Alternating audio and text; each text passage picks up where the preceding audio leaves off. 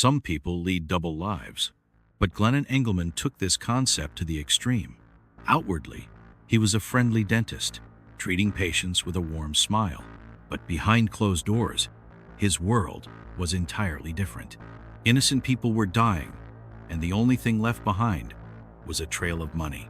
Why would a dentist become a killer? And what if all these murders were part of a grand plan?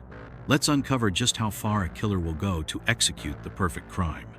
Glennon Engleman committed his first known murder in 1958. His victim was James Bullock. But this wasn't just a murder. It was a carefully planned insurance fraud scheme. Engleman targeted James Bullock, the new husband of his ex-wife, Edna. The plan was flawless. Bullock would be shot, and his death would appear accidental.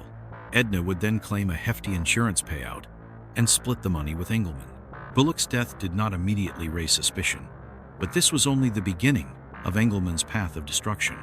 In 1976, Engleman committed 2 more murders. His victims were Peter Halm and Arthur Guswell. Peter Halm owned a dental lab and was involved in insurance fraud. Engleman shot him and staged the murder to look like a workplace robbery. Arthur Guswell was targeted with the help of his wife Vernetta. She wanted to profit from her husband's death and enlisted Engleman. Arthur was shot and killed, and soon insurance money started flowing in. This time, Glennon Engleman used a different tactic. A dynamite bomb was planted in Robert Handy's car. As Handy turned the ignition, an explosion ripped through the vehicle, killing him instantly. Initially, police believed it to be an accident, but further investigation started pointing toward Engleman. Engleman's killing spree finally came to an end. In 1980, an anonymous tip led police to uncover the connections between his long unsolved murders. Former associates and victims' families provided key pieces of evidence that all pointed to Engleman. In a covert operation, authorities kept a close watch on Engleman and gathered new evidence. When police arrested him in 1980, he remained calm.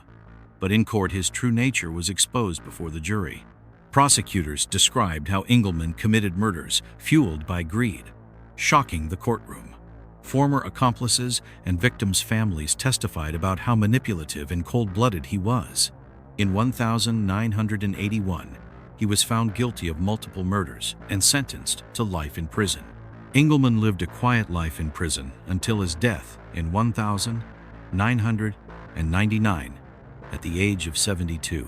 However, the legacy of his greed-driven crimes remains one of the most bizarre cases in American history.